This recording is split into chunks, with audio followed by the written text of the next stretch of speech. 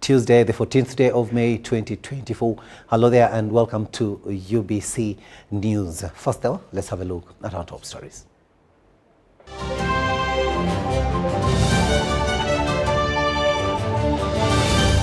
In our top stories tonight, Much India East legislator Nio Derek unhappy with security agencies invading his home. Traders plan way forward before meeting President Yoweri Museveni on June the 20th. Official referred to CID over negligence of machines meant to save lives at the Cancer Institute. And in sports, Uganda Woodball Federation hosts the third outing of the Buganda Landboard League.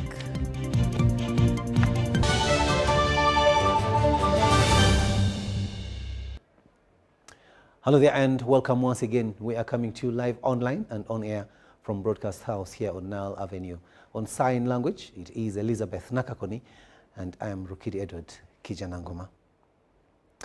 Now the ongoing 5-day National Nutrition Forum, a platform that brings together nutrition stakeholders, has underscored the need for government to include nutrition interventions in the country's national development plans. Officiating the forum, the Prime Minister Robina Nabanja considered that malnutrition is still a challenge and implored all stakeholders to leverage on partnerships to address this critical issue that affects human health and development.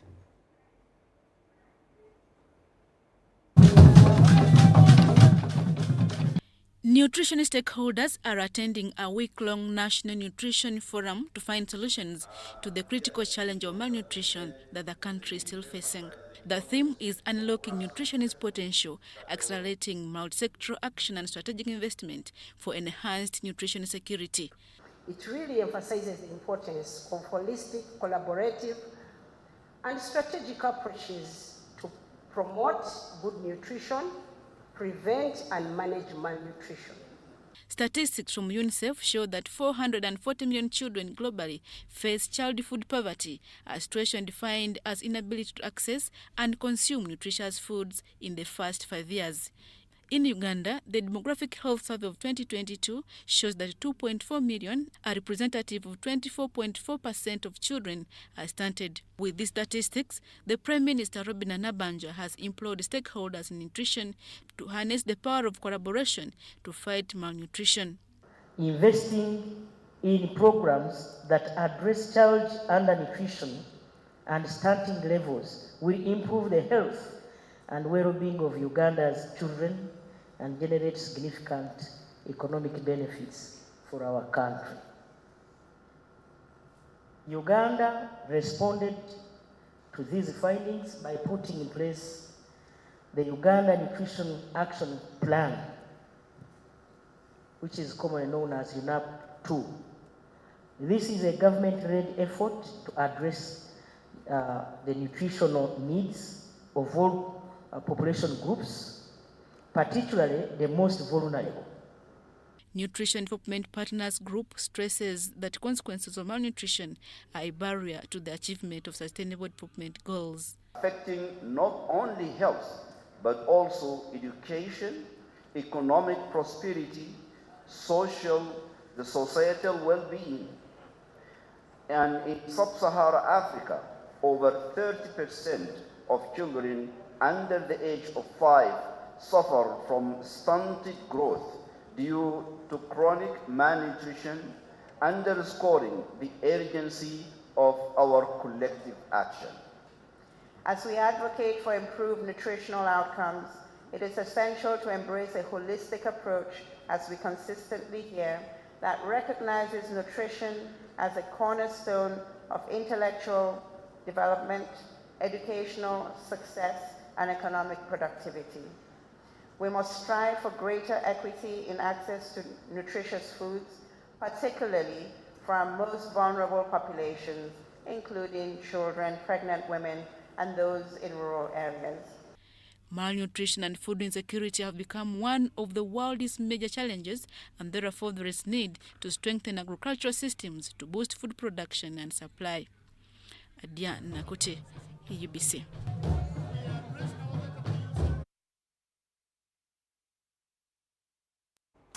The leadership of Kampala City Traders Association, KASITA, has met with over 200 traders to discuss resolutions and a way forward following their meeting with President Yoweri Museveni on May the 7th.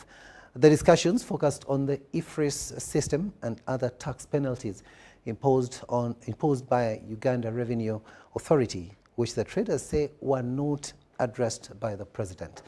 The traders have agreed to keep their businesses open until June the 20th, when they are expected to meet with the president again to further discuss their grievances. Traders downtown Kampala have agreed to keep their businesses open until the 20th of June, when they are expected to meet again with President Museveni to discuss concerns about the IFRIS system and other taxes imposed by Uganda Revenue Authority. It's not so good just to rush and resolve on any matter.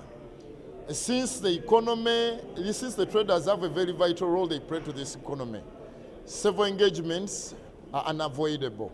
But I'm sure on 20th, the president or the government may render some wins to the trading community. During a general business community meeting at KASITA offices in Kampala, traders showed dissatisfaction that their grievances were not heard during the presidential meeting on May 7th.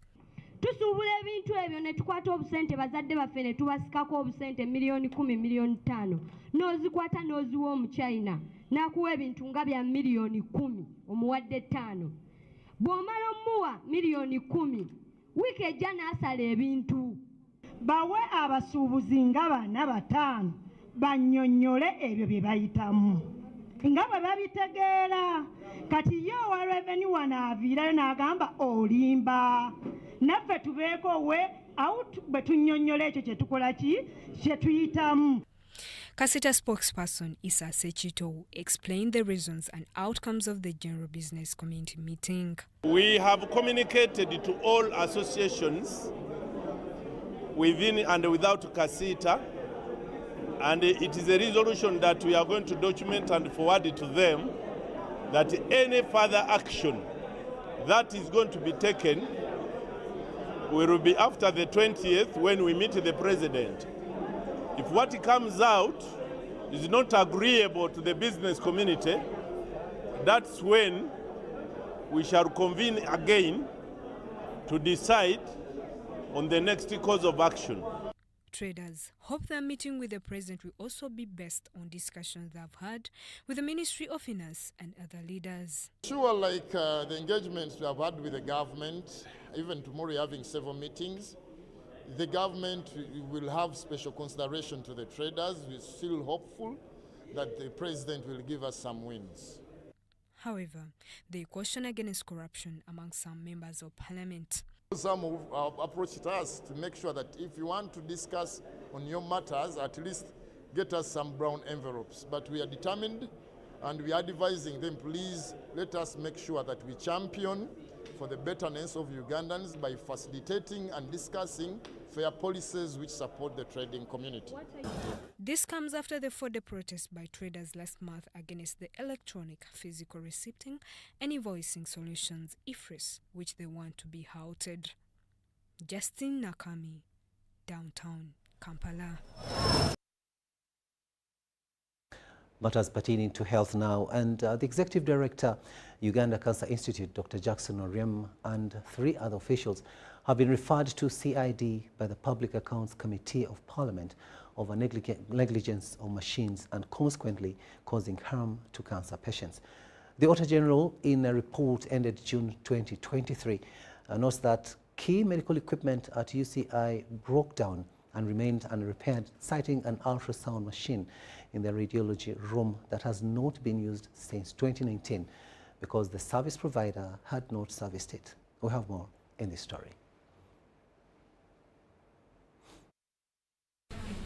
Officials from Uganda Cancer Institute have appeared before the Public Accounts Committee of Parliament to answer queries in the Auditor General's report for financial year 2022-2023. The report indicates that the institute was given 48.76 billion shillings, although had a target of collecting 4.5 billion in non-taxable revenues.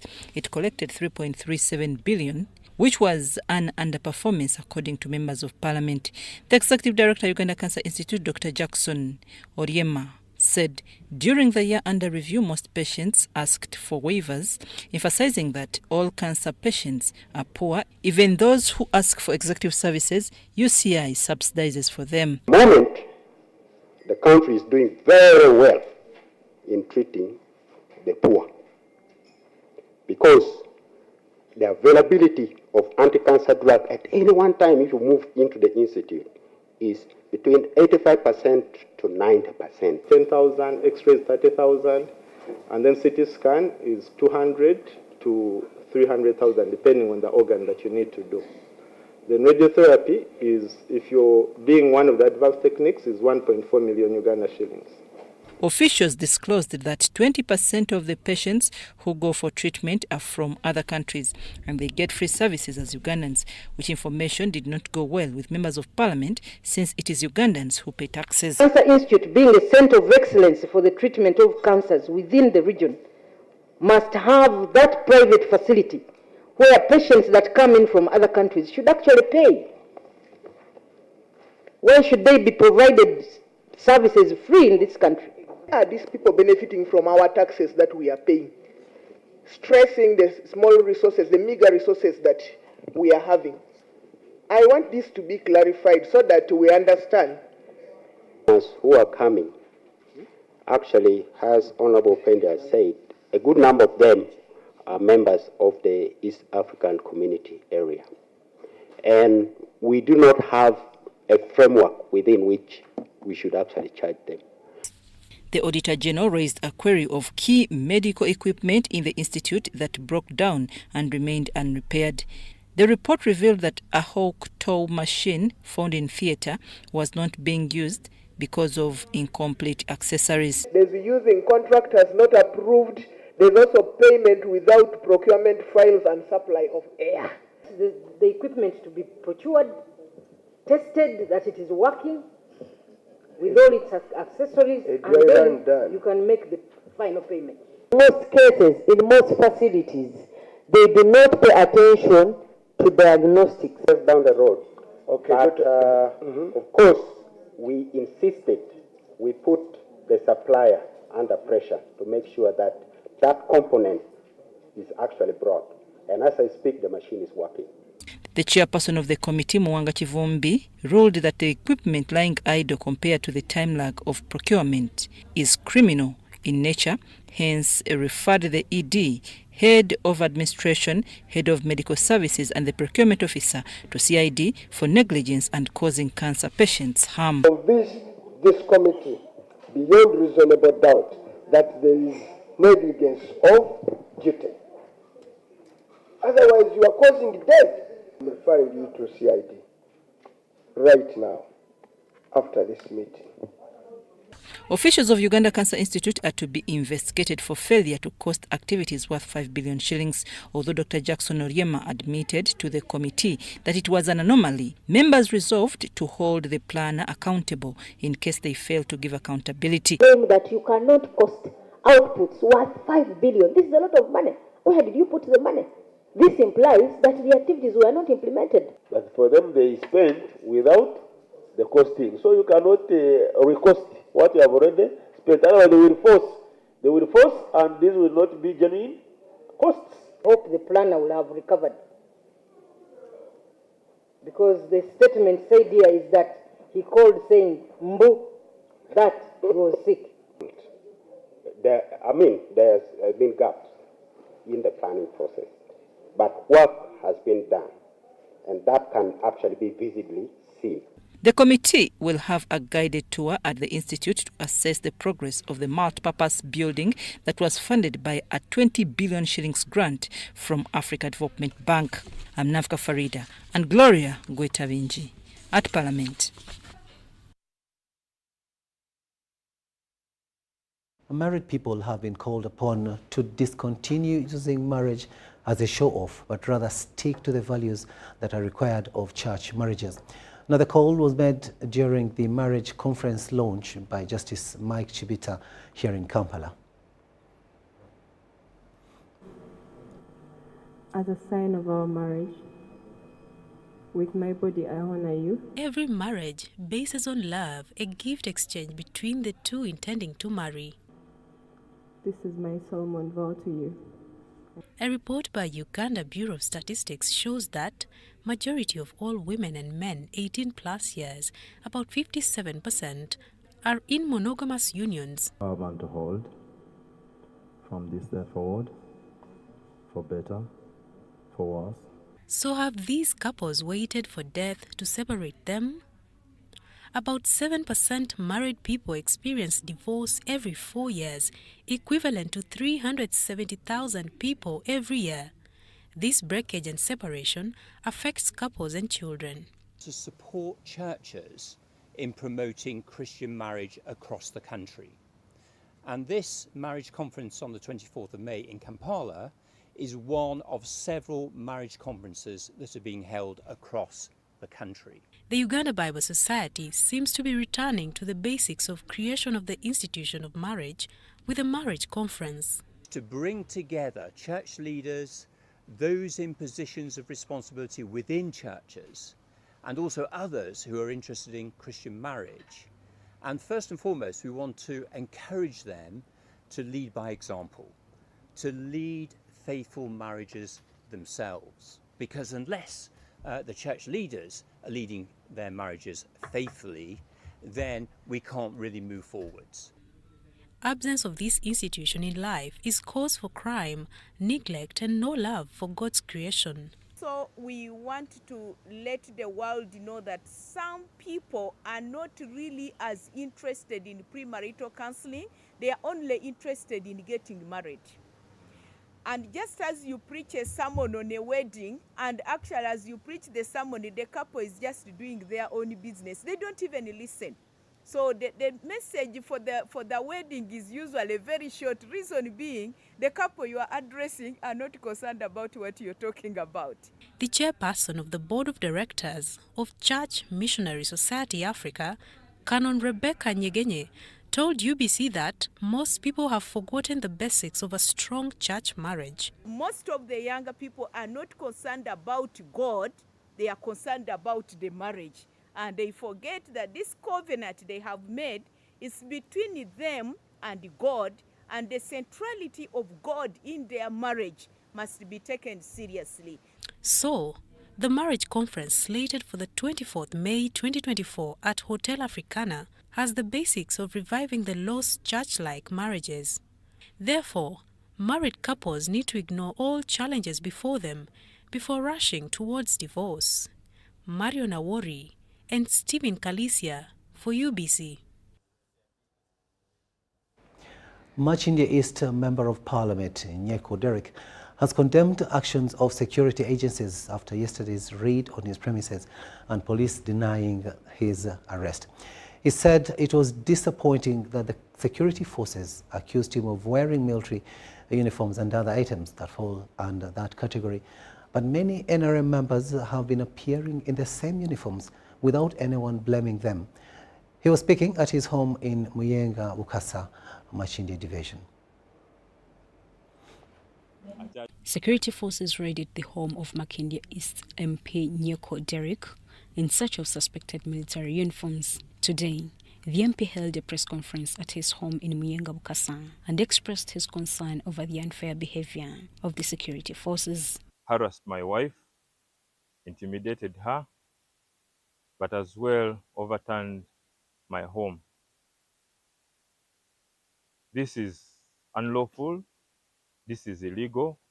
I am told and informed that they had intentions of planting guns in my house like they did to the Honorable Chagulanyi Sentamu in Arua. Nio said he has no problem going to police, but the security forces should write a letter to the speaker saying they need him or write to him. Told we have any case to answer, let the police summon us through Parliament, I will be in position. But also, as well, these other friends and supporters and leaders of NUP that they are riding, these are not military attires. We are seeing so many ministers of recent putting on military uniforms, and their homes are not invaded. Their wives are not made to kneel down in their bedrooms. This is typically wrong. He said he had written to the Ministry of Internal Affairs and Security to give him a report why the security forces raided his house and even threatened his family. Out in recess, and we cannot question them on the floor. So I have written to them to give an explanation to Ugandans about the ongoing operations. The military, in the law, it is clear on where it is supposed to be. The military is supposed to be on the borders, defending the territories of Uganda. However, he also denied the police claims that he was arrested yesterday. Well, to Afande Onyango, maybe he has Nyeko Dennis. He should prove to the world which Nyeko he has. He does not have Nyeko Derek. I'm in my home, and I'll be ready to present myself anytime the police write to Parliament, and they are welcome. They can come and we'd have a cup of tea, probably. But if they do not come with proper summons, and if they have not summoned me in the proper right channels, then they will not be in position to take me. We shall not fear them. In regard to Honorable Nyeko, when the operation started yesterday, he was at his home and our intelligence gave us credible information. When they cordoned off his home, he was inside, but he slipped through the back door. He is a wanted man. He can report any nearest police station or go to Katwe Police or Natete if he says he's a free man. Let him dare go there. This operation is still ongoing. Nyeko claims that many of the NRM members have been appearing in military uniforms without any actions against them. Those that support the NRM government put on even military attires, and their houses and homes have not been invaded like they do to ours, even when we put on just our party uniforms. This is very unfair. Meanwhile, the city security chief, Lieutenant Colonel Jafar Mugerwa, gave the security forces uniforms similar to those of the army, which he said they come from marketplaces, park areas, and many more.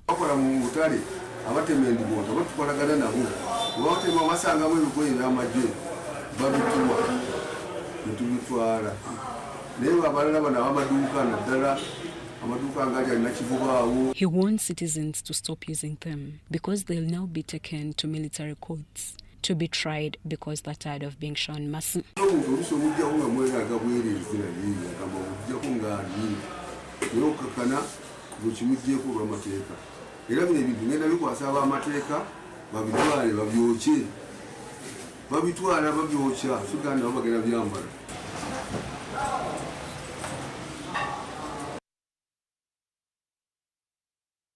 Mariana Wari reporting there.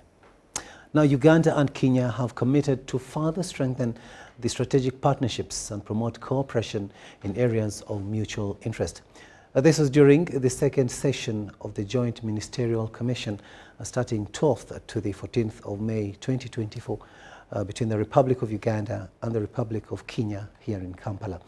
The Kenyan delegation was led by the Prime Cabinet Secretary and Cabinet Secretary for Foreign and Diaspora Affairs, Dr. Musalia Mudavadi, while the Ugandan delegation was led by Minister for Foreign Affairs, General J.J. Odongo.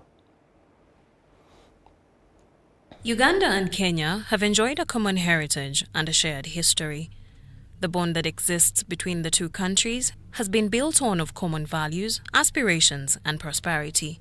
Today's ministerial session is expected to consider multi-sectoral matters, deliberate on obstacles and challenges to doing business, and endeavor to resolve outstanding and emerging issues. During the Joint Ministerial Commission in Kampala, there was a commitment of the two governments to strengthen the strategic partnerships and promote cooperation. We will enhance our mutual understanding, deepen our bilateral cooperation, enhance trade between our countries, and promote common prosperity for our peoples. It is my desire that the issues on non-tariff barriers that have continued to hamper cross-border trade between our two countries are further discussed at length and a conclusive position reached to enable the augmentation of bilateral trade. The bilateral exercise precedes the official state visit of President Museveni, due 15th to 17th May 2024, to address the issues on non-tariff barriers that hamper cross-border trade between the countries. The second session is a follow-up of the first session of the GMC in March 2019 in Nairobi. The state visit will afford our two countries an excellent opportunity to exchange views and review the progress of the many bilateral, regional, and international issues of mutual interest. So this is an opportunity to review the implementation status of the agreed commitments. Maureen Babidie, reporting for UBC News.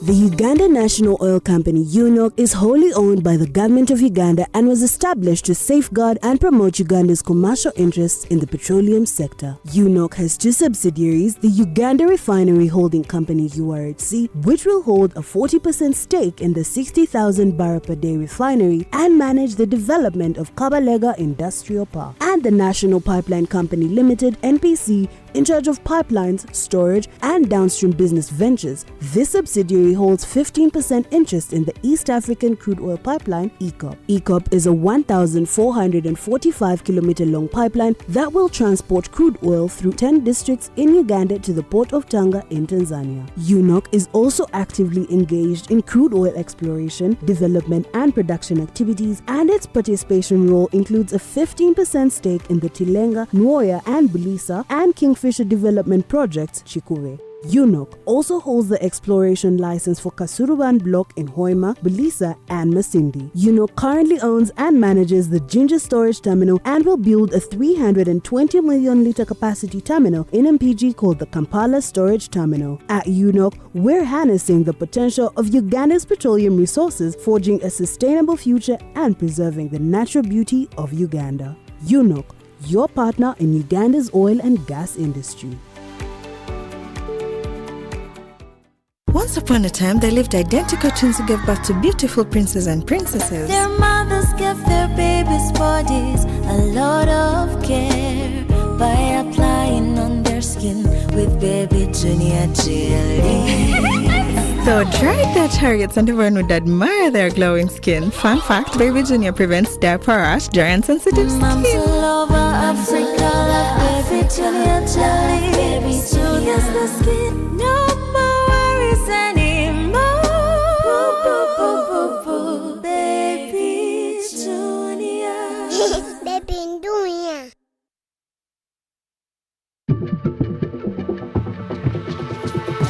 Uganda's biggest tourism and travel trade show of the year is here again. The 8th edition of the Pearl of Africa Tourism Expo Poate 2024 under the theme Responsible Tourism will be taking place at the Speak Resort Convention Center, Munyonyo, from the 23rd to the 25th of May 2024. It's your chance to connect with tourism and travel professionals from across the globe. Discover travel holiday deals, packages, and so much more. Visit www.poate.co.ug to register and be part of the event. The Pearl of Africa Tourism Expo Poate is brought to you by the Uganda Tourism Board.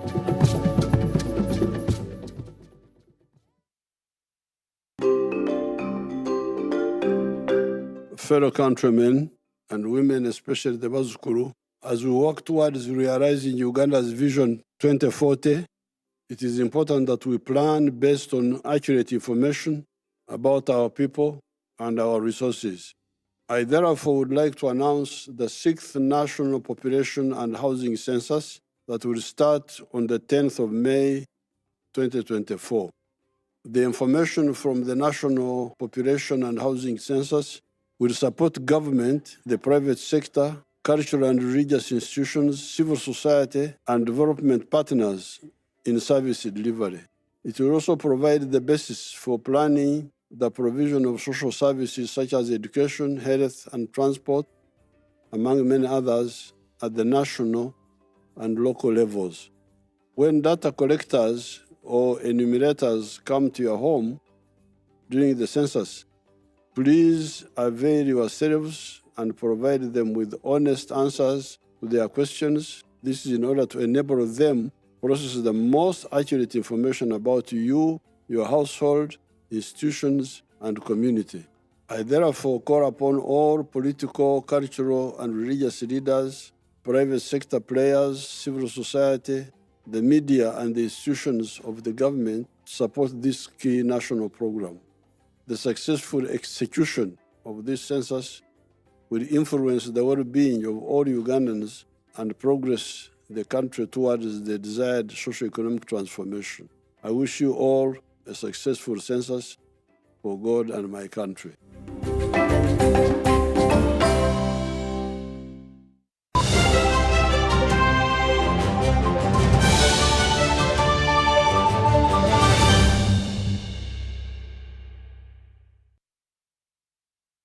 Back from that break, and this is News Tonight here on UBC TV.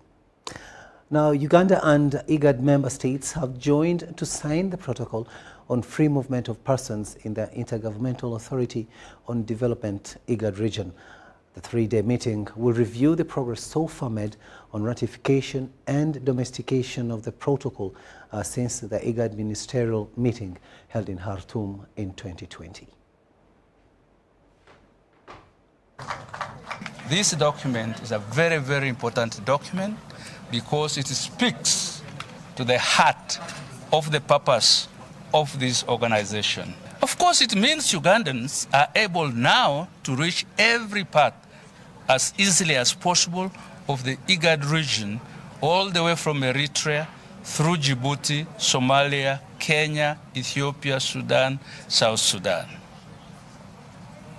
It means the free movement is indeed free movement. It means you are able to move to work. It means you are able to move to do business. And it means you are able to move to enjoy yourself. The signing of the protocol on free movement of persons in IGAD region by the government of Uganda will facilitate higher volume of regional trade, improve access to basic social services, and improve governance of rural areas. The ceremony was graced by the Executive Secretary of IGAD, Minister of Internal Affairs, government experts of IGAD partners. It means Ugandans are able now to reach every part as easily as possible of the IGAD region, all the way from Eritrea through Djibouti, Somalia, Kenya, Ethiopia, Sudan, South Sudan. The establishment of a free movement regime is a process that requires strong political commitments from associated members, as politics of regional integration are key to a successful realization of regional free movement agenda. Promotion and implementation of planned and well-managed migration and labor migration policies in the IGAD region can positively contribute to developments and provide protection to the people on the move. The Executive Secretary, Dr. Waknef Gebeyehu, noted that free movement of persons will facilitate options for secure livelihoods for populations living in fragile ecosystems faced with a diversity of frequent droughts and floods from climate change.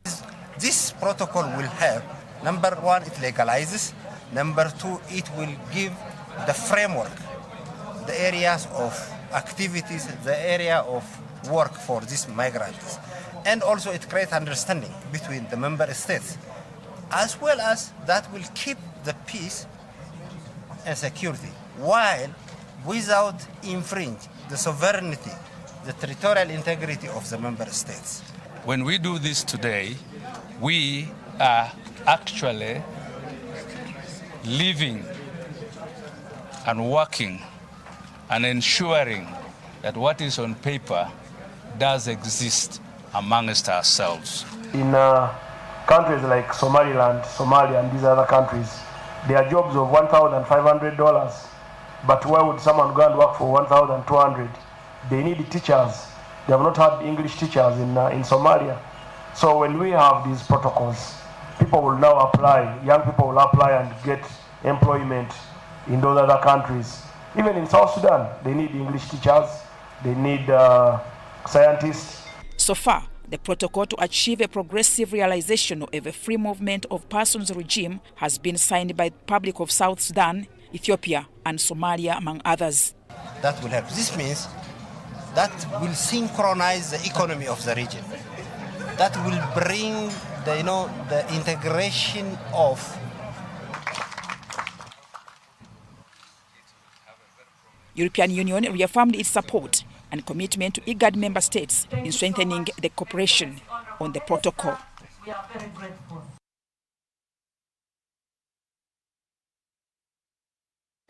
The State Minister for Finance in charge of privatization and investment, Evelyn Anite, has launched the Uganda Investment Authority Domestic Investment Division aimed at developing Uganda, especially in industrialization. It will contribute to Uganda's $500 billion GDP target at the end of the National Development Plan 4. The Domestic Investment Division is going to promote an enabling environment for domestic investors and ensure collaboration between investment and base support agencies. According to the Director General UIA, Robert Mukiza, the same division will ensure one becomes a successful investor, able to add value to raw materials and create jobs. But we need to ensure that we support that capacity building for our domestic investors. We shall work with you. But I think one of the ways to enhance the investment environment of any country is a pool of ready profiled businesses that international investors can partner with quickly.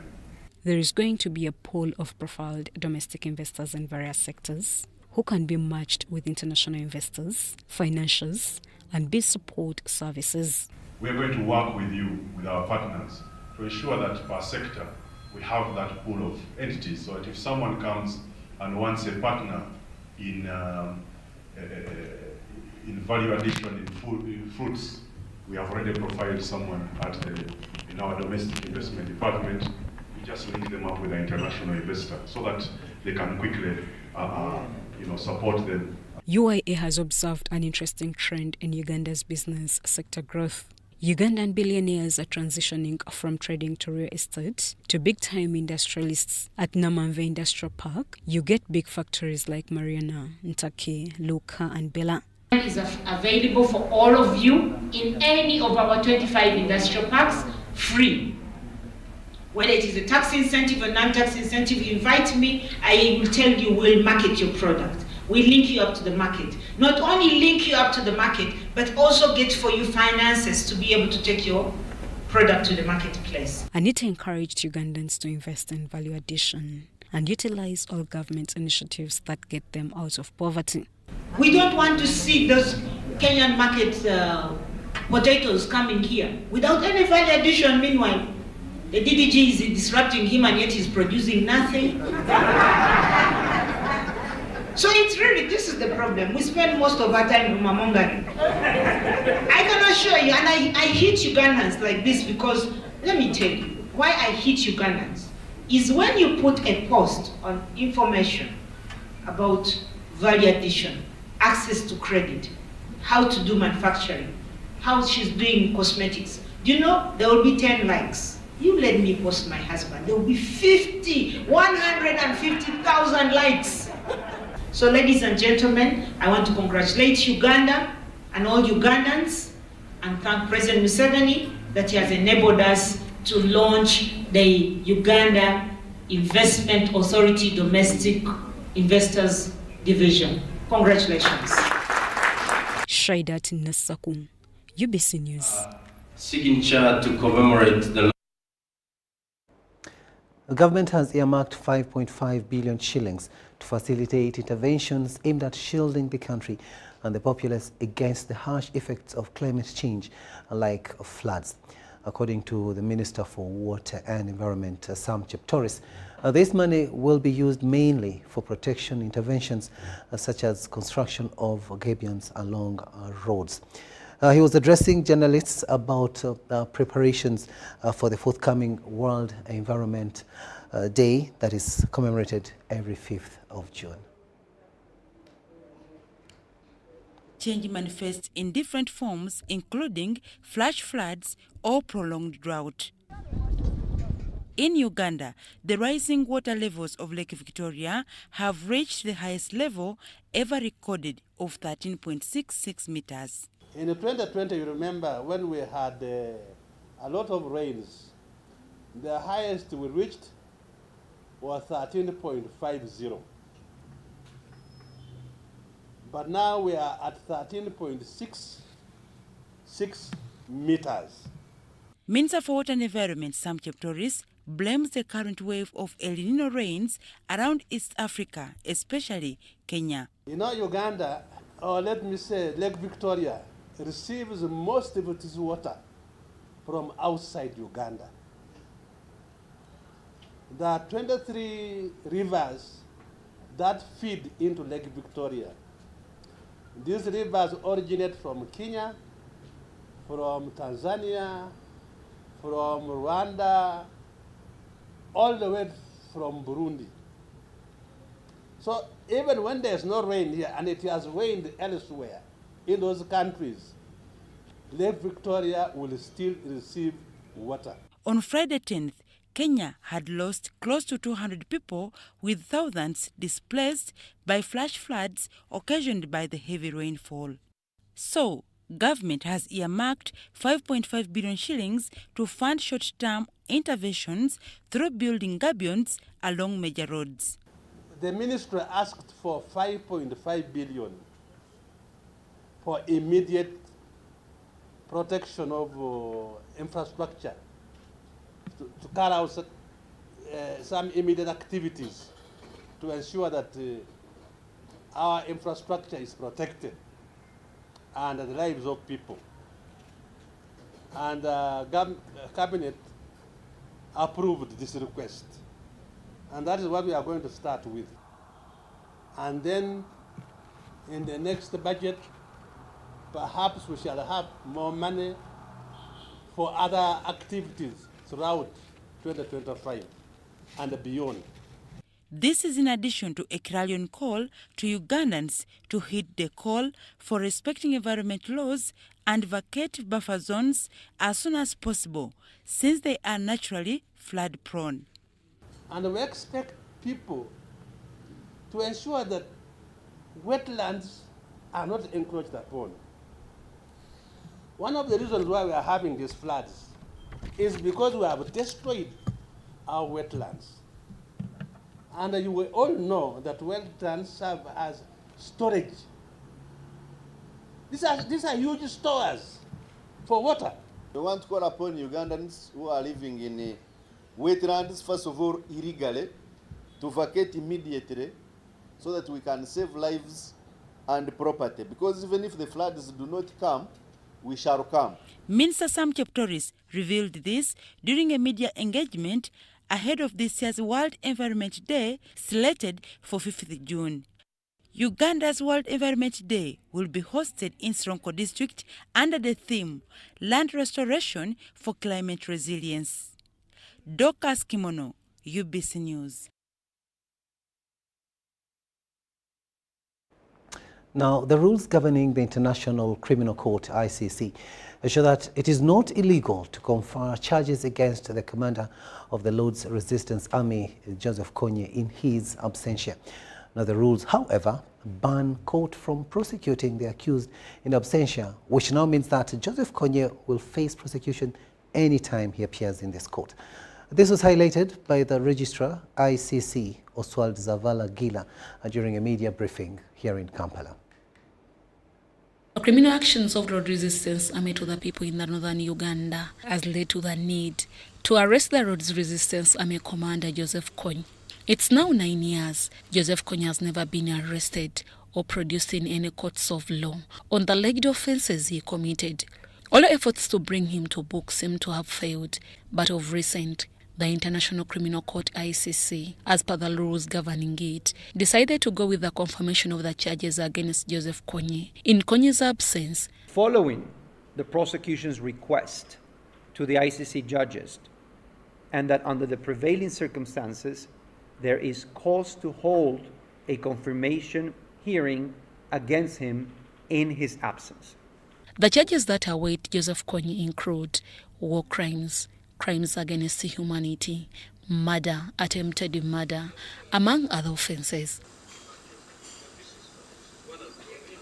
Of recent, court issued criteria for any defense lawyer willing to defend Joseph Kony in the trial of confirming the charges against him, which will happen on 5th October 2024 in Hague, Netherlands. The case can be submitted for trial before other ICC judges if the charges are confirmed. And let me just stress this point. If the case goes to trial, the trial cannot happen in the absence of the defendant, even if the charges are confirmed. The Registrar ICC Zavara Glara, however, highlights what will happen after confirming the charges against Joseph Kony. In case the suspect does not appear before the court, the judges can appoint a lawyer to act on Mr. Kony's behalf. And now my office has commenced the process of identifying and assigning him a lawyer to represent his rights and interests during the scheduled confirmation of charges hearing. Meanwhile, over 56 million euros is to compensate the victims and the communities that were affected by the criminal actions of the ex-Lord's Resistance Army commander, Dominic Ongwen.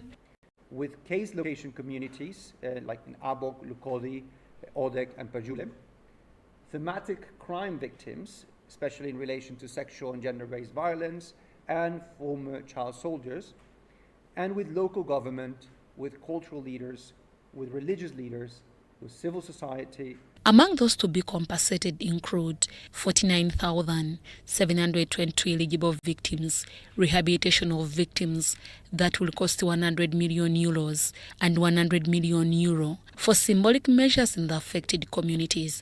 District officials and local council authorities have been made aware of the Trust Fund for Victims community consultation objectives and schedule.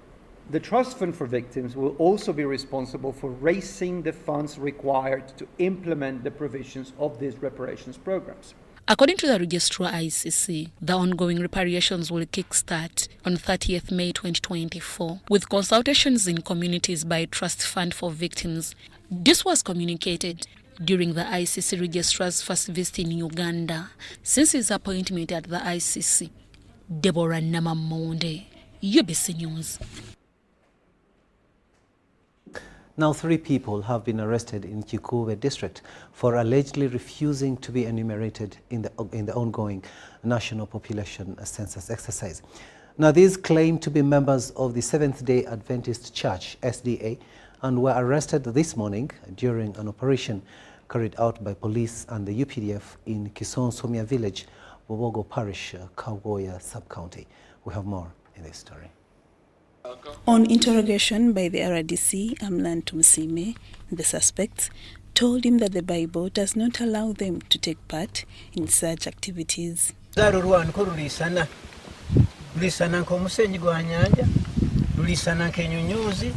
Despite several explanations by the RDC about the importance of this exercise, the 3 maintained that they cannot be counted. Telling them, look, even the religious leaders, the archbishops, are busy reaching out to all Ugandans to ensure that they take part.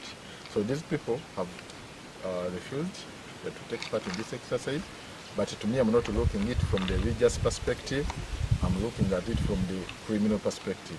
Amlan Tumsime, the RDC, Chikube, who is also a member of the Census Task Force, states he received a call last evening from the sub-county authorities notifying him about some families that had declined to be enumerated. Martha Birungi, the Bubogo Parish Census Supervisor, reveals that she tried to intervene in the matter, but in vain. I also called the chairman LOC1 of this village. We came here at around 7 we talk to the head of this household, the importance of setup. The Osikaboya Police Post has commended this act of sabotaging a government program that has good intentions.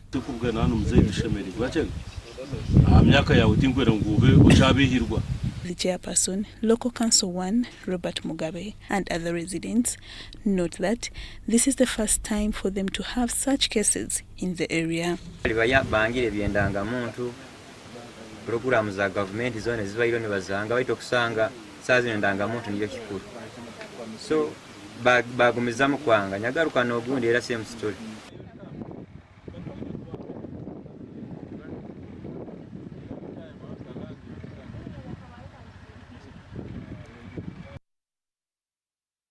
Take a short break and return with the latest in business.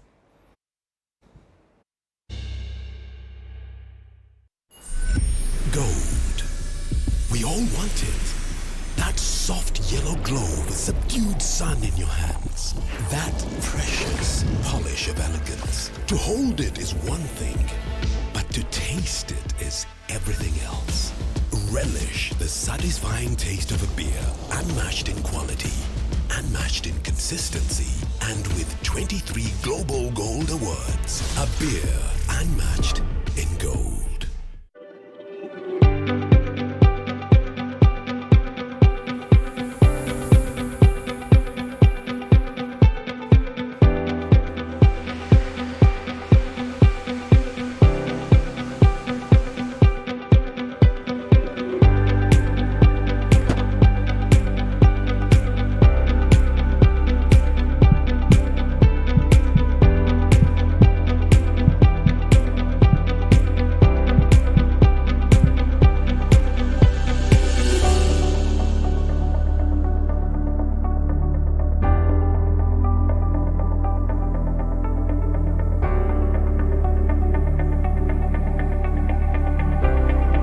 Gear up, grab your running shoes and join the race for life. Run 42, 21 or 5 kilometers to equip Kisoro Hospital's very first ICU.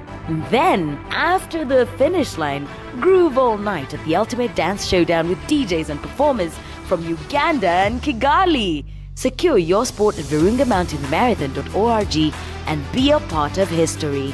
Save the date, June 1st, 2024 at Shaza Ground, Kisoro Town. Race for a cause. Run for life.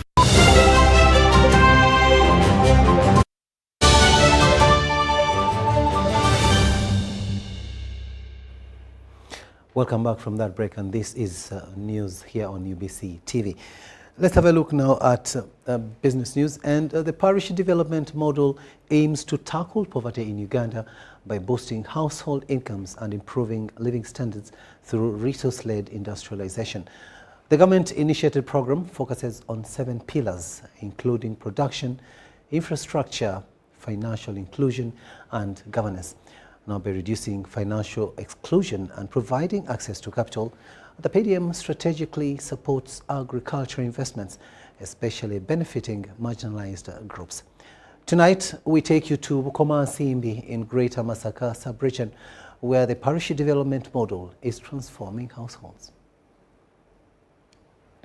In Nsimbi, communities are engaged in horticulture, piggery, poultry, and coffee farming enterprises. Behind the success of PDM lies a robust framework facilitated by dedicated members of the community. Members wafuna bamukibiina twafuna okusembuwa okuva mu kibiina eyongera mu maaso genda ku sako ey'omuluka then ne tweyongera mu maaso omuluka ne wabawo okulambula abalonyiza okutusemba bamemba abo banaasobola okuba nga basobola okuyoba miliyoni ya ssente. Tulina enterprise groups 32 era tusobodde okugabira bamemba 10. Bamemba 10 abo era twafuna miliyoni 10. Okusinziira emabega etwali nga tetunafuna kibiina kino ekya PDM nakufuna ku ssente zino etwali bulungi ne mmwe zaffe zaali zirabika bubi nga tetulina we tujja ntandikwa yonna kuzirabirira n'okuba twafuna PDM era emmwanyi zirabika bulungi era tugyenyumirizaamu nnyo ne gavumenti yaffe tugyenyumirizaamu nnyo olw'okutulowoozangako ngaffe abantu b'owansi n'etuyamba n'etukwata ku mukono. Naye twasalawo nti ku mitwalo egyo buli wiiki tulina okusevingaako emitwalo 20 nga zo tuzisevinga kubeera nti zijja kugenda ku akawunti ya SACCO. Tutegeeza omwezi omulamba tusevinga emitwalo 8 buli mwezi zituyamba okukola ki kati bino ebintu ebirala tubigasigaza okuba enkoko ziri 6 n'embizi zaffe zezirwe zeyongera tujja kweyongera twagala nga tageti yaffe nga sevingi yaffe eya buli wiiki etuuke waakiri mitwalo 50. Tusobola okusevinga emitwalo 50 buli wiiki naye nga zigenda ku akawunti ya SACCO okusobola okusasula ssente kuba baatubuulira bulungi nti ssente zino zaakuzzaayo ne bannaffe basobole okukola ki okuzifunako. Kati ffe tulwana nnyo tageti yaffe esooka okuzzaayo ssente z'abandi bwe tumala ozizzaayo bye bintu bisigale nga byaffe tusobole okutandika okukola ki okubiganyulwamu naye nga kyava ku PDM kuba singa teyali PDM ffe tusobola kutandika nkoko ffe tusobola kutandika ebiyumba byaliwo naye nga temuli kintu. Twagala okuva ku kulima obulimi tutuuka ku mutendera ate gw'okusuubula oba okusuubula kuleeta mangu ssente oyongereza n'ezojje mu kulima. Tulina bannaffe batwala ennyaanya e Sudan batwala e Kenya naye toyinza kulima ate zino gana tujja zipakira okole ki ziba tezikumala olina okusuubulako ate mu banna abalala ogatitizaako ezo z'oba olima kikuyamba okulabika nti otwala ekintu ekyo yalina ofuna amagoba nga agawirako. Nga nze omuntu kusookera ddala njebaza kuba tujja ku mutendera gwe twali kutongera ku mutendera oguddako twalimanga obuntu butono kasi tulina kapito naye kati yatuwa kapito era tusaba wabaayo essuubi twongera otwongera tukusobole okugaziwa. Development model continues to be a beacon of hope for communities across Bukomansimbi district. With its focus on empowerment, inclusion, and sustainable growth, it serves as a testament to what can be achieved through collective investment.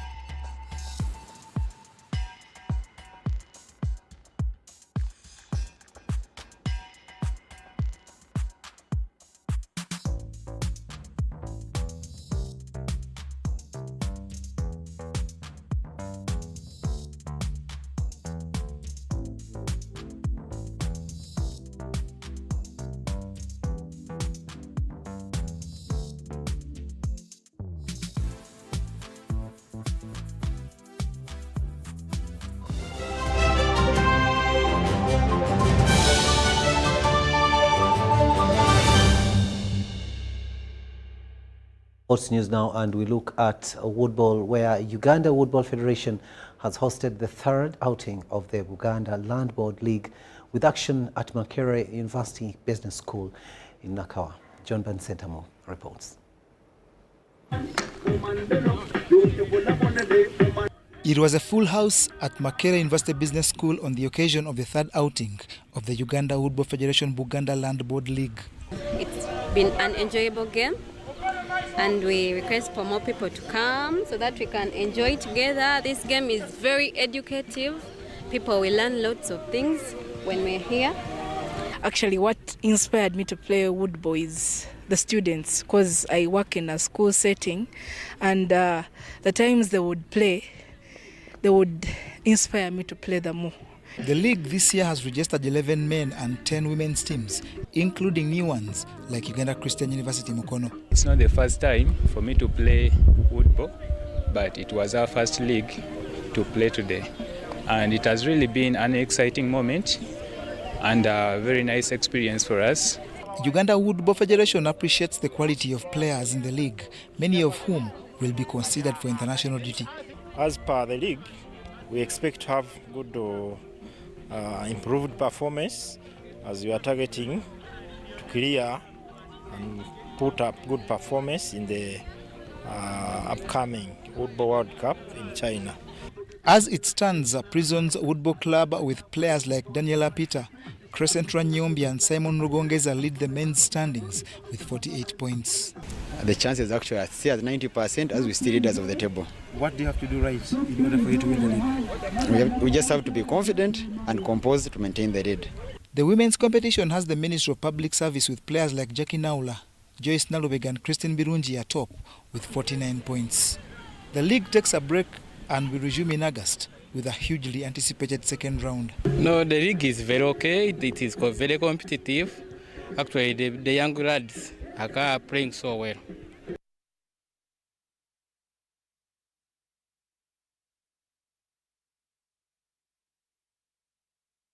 Band Centermore reporting there, and that story brings us to the end of this edition of News Tonight. Thank you so much for having kept us company.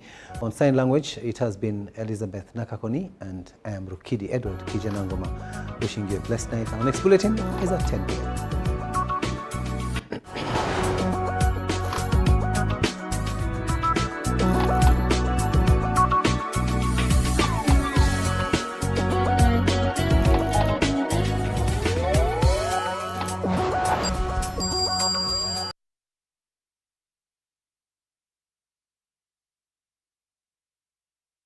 NBC, inspiring Uganda.